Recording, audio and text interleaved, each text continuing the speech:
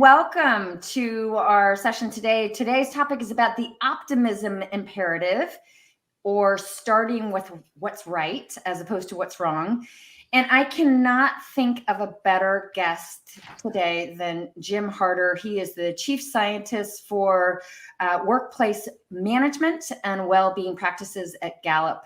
Jim, welcome. Thanks, Laura. Great to be with you today. Thanks for having me. So for those of you who are joining us, if you want to go ahead and write in the comments where you're coming from, we have a team, including the people who are working in the background here, AJ and Sears. Between the four of us, Dr. Harter, myself, and AJ and Sears, we're coming from Atlanta. We're coming from Omaha, or the Omaha area. We're coming from San Francisco, and we are coming from Alabama. So go ahead and write in the comments where you're coming from, and welcome everybody. So to begin our discussion today, let me introduce you to Dr. Jim Harter. He is, as I just mentioned, he's the chief scientist for Gallup's workplace management and well-being practices. He's also co-author and author of many different books. I have a couple of them here. Latest and greatest, Wellbeing at Work. Congratulations, Jim. Thank you. We also have It's the Manager. Something that we're going to be talking a lot about today, the role of not only leaders, but managers. And his work has appeared in HBR, the New York Times, Wall Street Journal, Fast Company, Time Magazine, the list goes on. He's also the primary researcher and author of the first large-scale multi-organization study to investigate the relationships between employee engagement and business results. And Jim, this was a massive study. It looks like 112,000 business units, 2.7 million employees, 276 organizations, 54 industries, and 96 countries. Talk about overachieving. That is amazing. So we got lots of different people coming in. We've got Tracy coming in here from Florida. We've got Jonathan coming in from Lake Oswego, Oregon. We've got Pete. Hello, Pete, coming from Fargo. Kathy, Omaha. Anna from Blacksburg, Virginia. Ann coming in from, looks like Milwaukee. Jessica. Hello, Jessica, coming in from Vermont. And Jenny coming in from Indiana.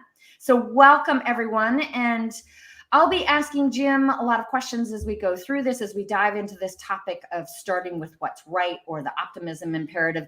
But I really encourage you to please pose your questions as well, and we'll try to get to as many of those as we possibly can. So 60 years ago, Jim, Don Clifton, who's the former CEO of Gallup, and he's kind of referred to as the father of the strengths movement, he asked this question: what would happen if we studied what is right with people versus what is wrong with people? And I think that's kind of the standard approach. What's wrong with you? Let's identify all those things that are wrong, and then let's fix you. So talk just a moment, Jim, about why was that so revolutionary in your view, and how has it really kind of put Gallup on the map in terms of really looking at this differently in terms of what we do in the workplace, and now what we're doing in regards to well-being? Well, one thing I think we need to acknowledge is that as human beings, it's instinctive for us to focus on what's wrong, to focus on problems. And there's probably a survival mechanism in that.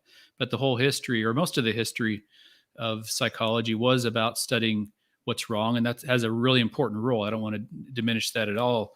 Don decided to take a little different angle, and he, with a lot of other people, and wanted to study success in organizations and in society in general.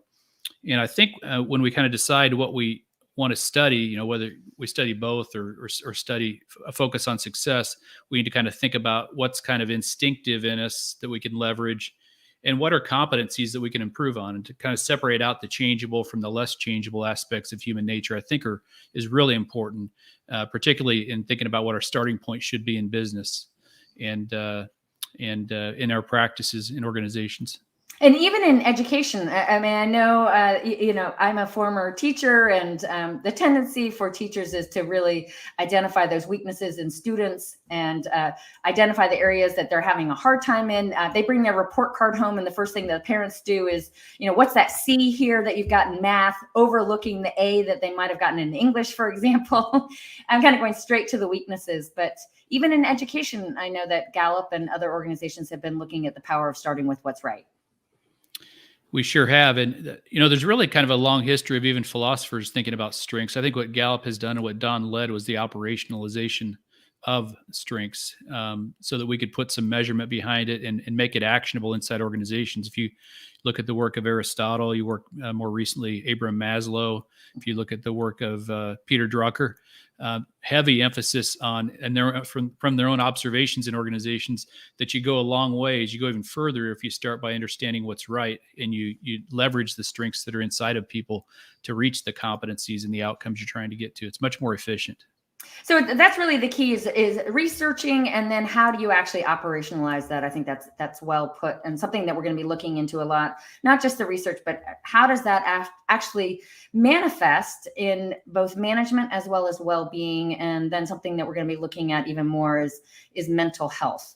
So let's start with talking a little bit about management. And again, for those of you who are listening, feel free to put your comments into the comment section, and I will get to those. But talk a little bit about, in the area of management, kind of manager and team member relationship here.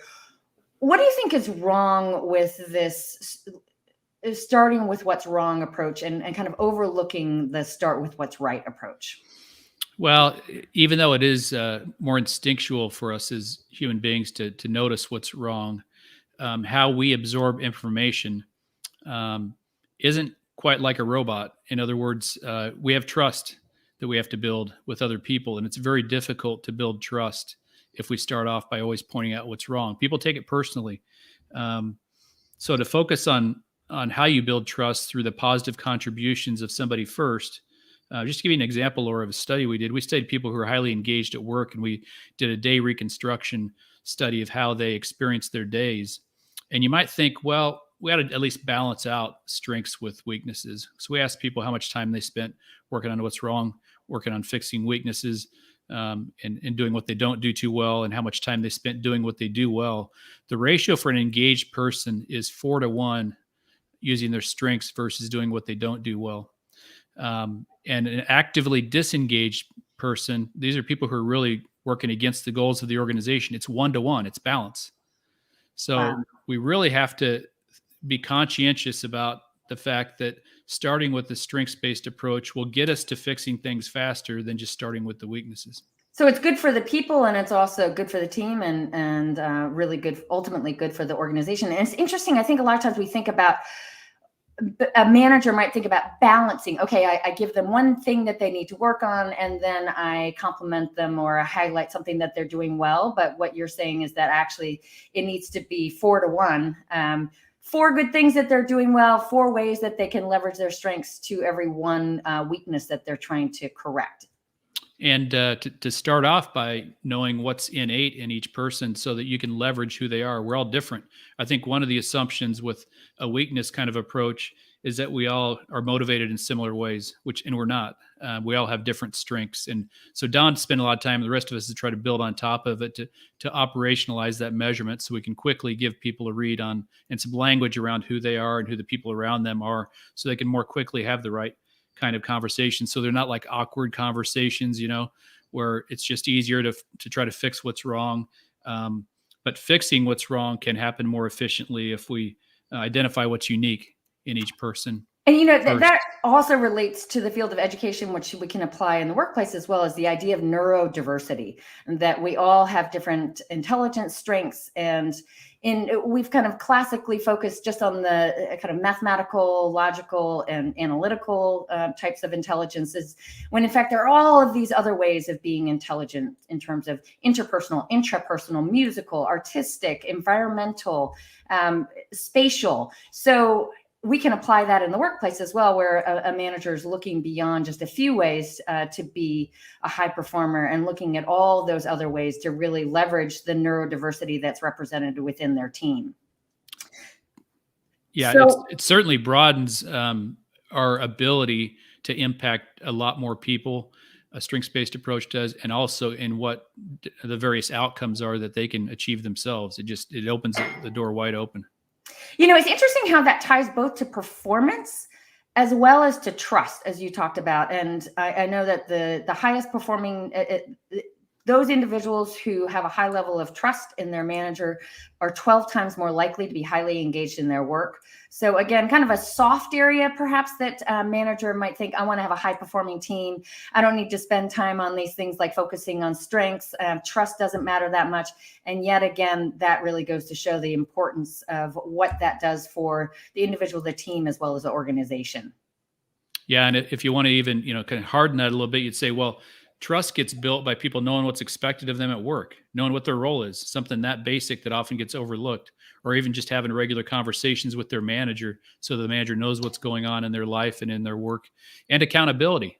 Trust gets built through accountability. That's been incredibly important as we've kind of moved to more remote environments, that managers have new ways around accountability. And so they can celebrate the successes that really happened. So the positive end of it, you're talking about with the 4-to-1 ratio, Laura, the key is that's got to be authentic, and it can only really be authentic if it's grounded in what's my role and is there a system of accountability so we can recognize who's doing what.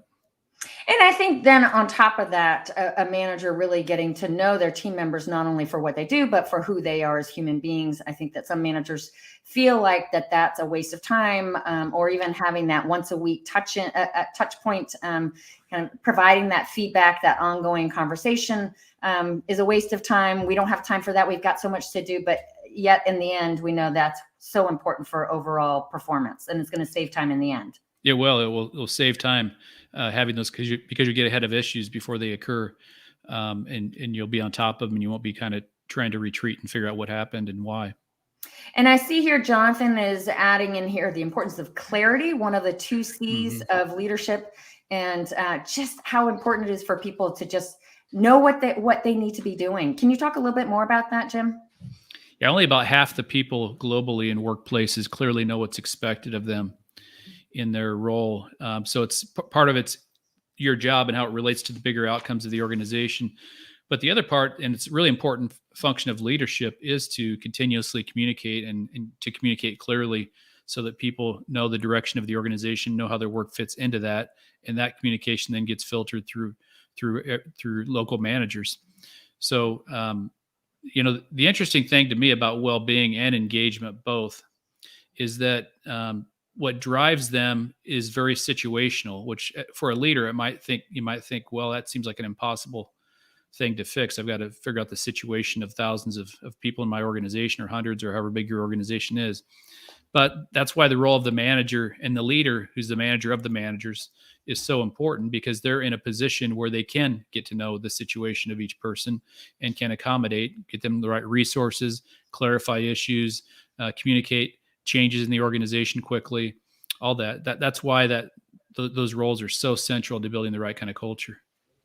And Jonathan has added a few more comments in here. I've often stated that leaders do 2 things: provide clarity and foster culture, and that the 2 are dependent upon each other. And then he also added, wow, great data point. Thank you. Does that indicate 50% of managers and leaders are failing at the most basic element of their job? It does. And so there's a lot of work still to be done. There's a lot of organizations that have improved that, though. So that's the good news is there's a lot of variance across organizations, and some have gotten that into the 80% plus range. So, and even higher than that. So it's fixable. I think that's the silver lining in all of this. I mean, the numbers in aggregate don't look great, but it's all fixable. It's all changeable if we focus on the right elements. And I think there are a couple of things here, Jim, and I'd love your thoughts on this, which is I think a lot of managers and leaders don't simply don't know how much of an impact they have, not only on engagement in the workplace, but also on well-being. So bringing this to the conversation around well-being, and particularly around mental health. And then the second part of that is that they don't know what to do. What do I do? And it's actually, as you point to, it's actually a lot of the best practices are pretty straightforward things, like making sure that team members know what their job responsibilities are. So can you talk a little bit more about kind of that interaction, particularly taking this strengths-based approach, how that, best management practices ties to best well-being practices, and particularly in the area of mental health, which we might say is the second act of the pandemic. This is kind of what we're looking at. You asked the question, what if the next global crisis is a mental health pandemic? So what's the role that managers and leaders can play in that? And that pandemic may already be here. We track globally how workers feel about their lives overall and their jobs. And we've seen over the last decade increases in the percentage of people who report worry a lot of the day yesterday, stress a lot of the day yesterday, even anger a lot of the day yesterday among workers. And so it's a troubling trend that, again, I think organizations can do a lot about. And it starts with leaders effectively managing the people who report directly to them, which are generally middle managers, and acknowledging a pattern that we're seeing in the data where actually manager burnout has been on the rise in the past year, and where for other jobs it hasn't, so, or at least not as significantly. And so that's an issue where managers have a lot of things coming at them, and the leader needs to kind of remove some of those barriers for them. Another state that we study a lot, Mihai Csikszentmihalyi spent his whole life studying this, and it's flow. Flow and burnout in one way are not opposites. They're both high challenge states. We don't want to remove challenge from people's jobs, but we want to do it through their strengths and make sure they have a chance to do what they do best and remove barriers so they can do what they do best. And, speaking of barriers, one of the kind of juxtaposed statistics that I think about a lot is that a study came out in June of 2021 showing that rates of depression and anxiety across America had tripled since the onset of the pandemic. And meanwhile, another study came out right around the same time showing that half of employees are afraid to talk about mental health with their boss. Really bad combination. Can you talk a little bit more about that? And I think to your point, leaders need to be giving kind of creating space for managers and really encouraging them to be playing perhaps a different role from what they might think they should play. And then managers really being those key permission givers within the context of the team, and also kind of the chief curator of the culture that their team members experience when they're at work, whether it's virtual or in person. But talk a little bit more about those. Yeah. The key is that managers need to go on a journey where they're transitioning from more of a boss manager mentality to more of a coaching mentality, where they can open the door to have the right kind of conversations with people and build trust. And that starts with getting the work right. Some of the things we talked about earlier, making sure people know what their role is, which might change day to day because of the changing circumstances, and being in touch with them is important. Having the right kind of conversations where you're giving them feedback when they're doing something well, critiquing when it's the right time and when you've already built some trust, and having some systems of accountability. That opens the door to then impact 5 different areas that we found are central to high well-being and lower probabilities of anxiety and depression. Their career, of course, their social well-being, their financial well-being, their physical well-being, and their community well-being are 5 areas that we have found are actionable by organizations. And a lot of it can be impacted through managers and leaders by the systems they put in place and how they communicate them, and how they explain why well-being is important to the organization. But managers have to start with building trust by getting the work elements right, and then they can go to that next level. And people will often initiate having conversations with them. I think having a good EAP program is important too. In some cases, that's the right avenue for some people. But in other cases, managers can get ahead of it by really knowing each person and their strengths and what drives them, what motivates them, and leveraging that effectively to make their jobs more efficient.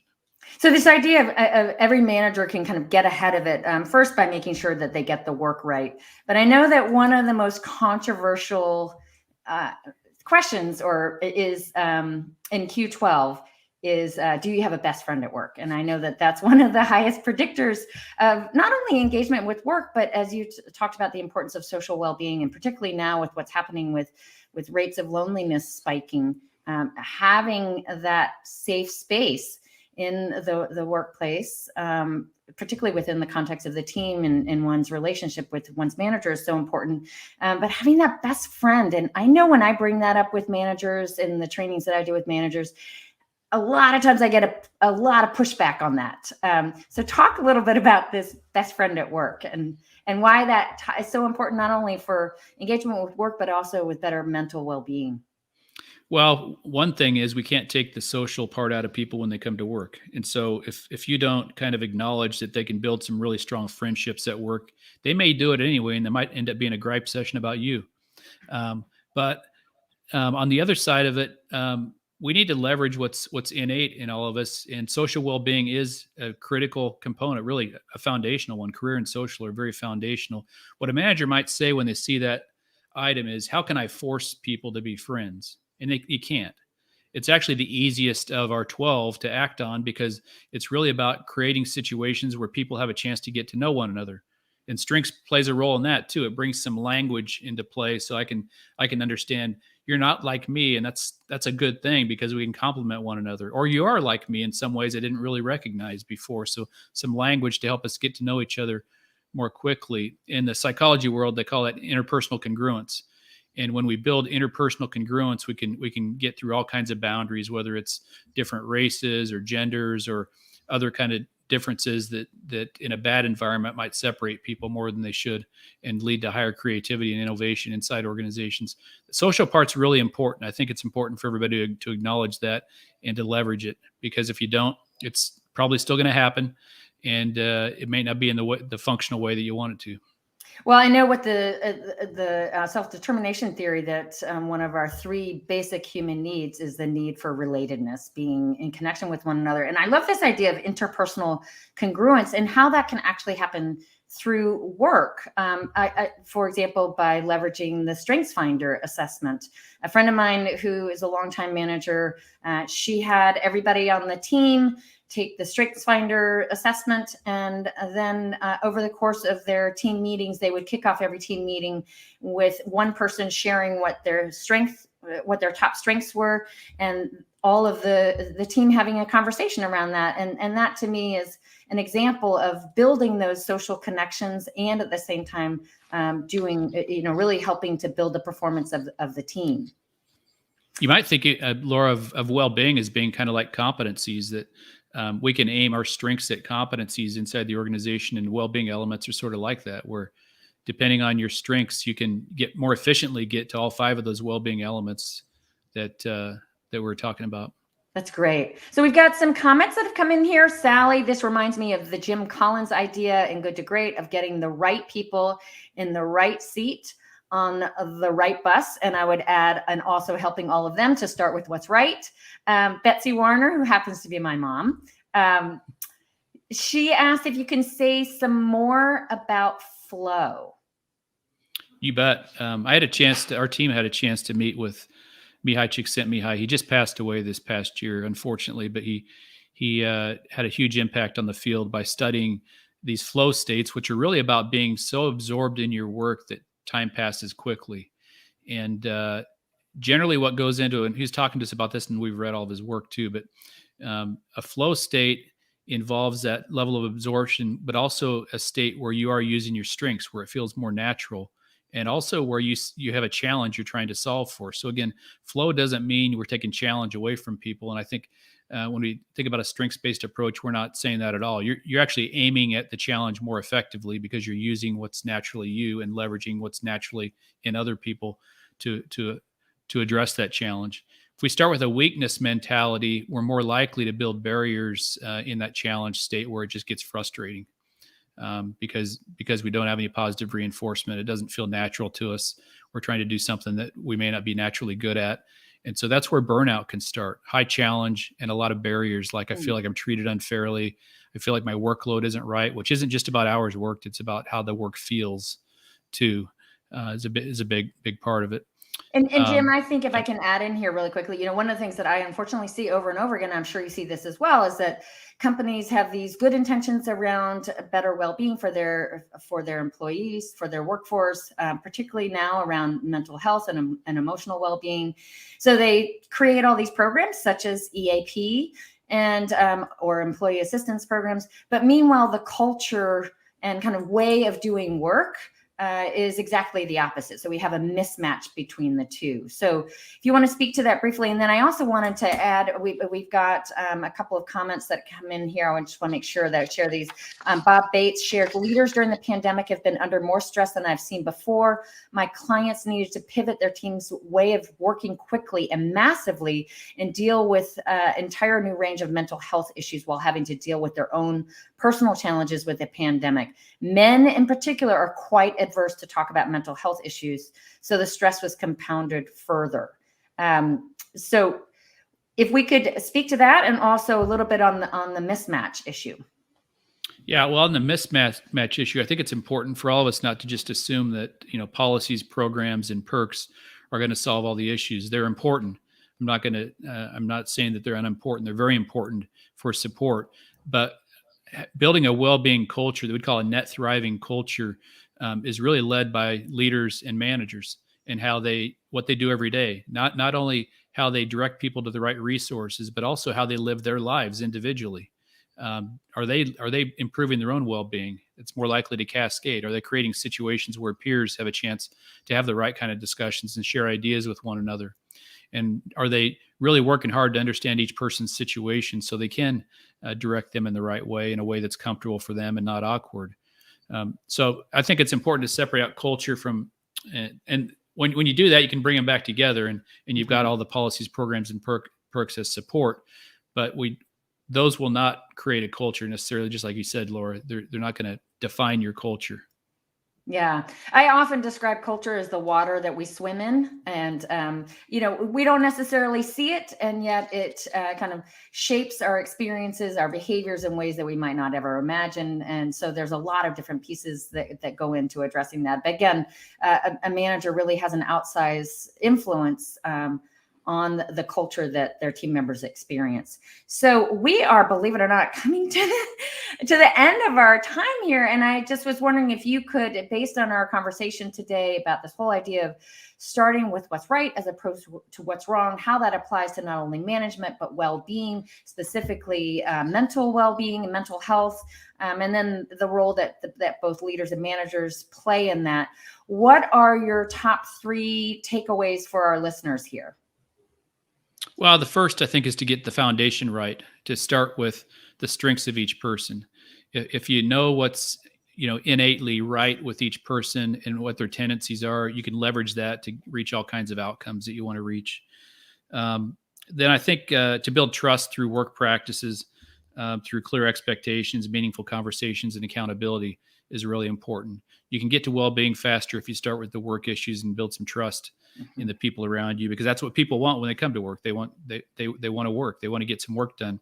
And finally, you can integrate work-life integration can happen through career, social, physical, financial, and community well-being.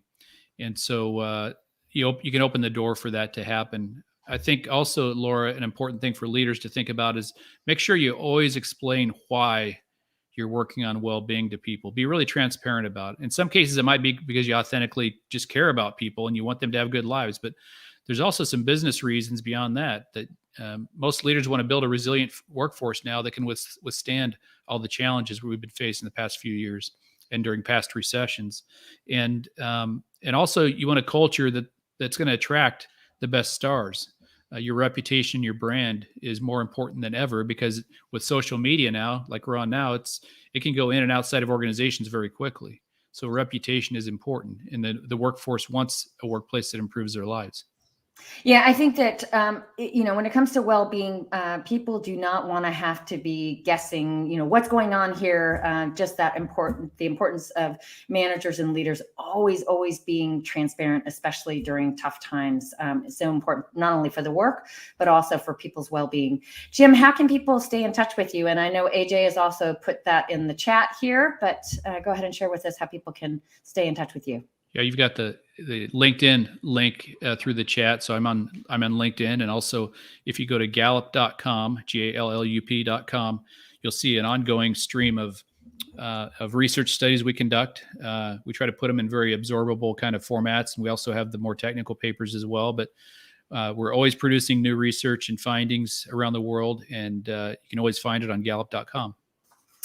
And for our next LinkedIn Live, that's going to be happening on January 26th. I'll be interviewing Crockett Dale, former CEO of HealthStat, now the EVP of Strategic Relationships at Everside. Both are leading on-site clinic providers. We'll be talking about the good, the bad, and the ugly around well-being at work and the key role that managers play in that, something that Jim and I have been able to talk about today.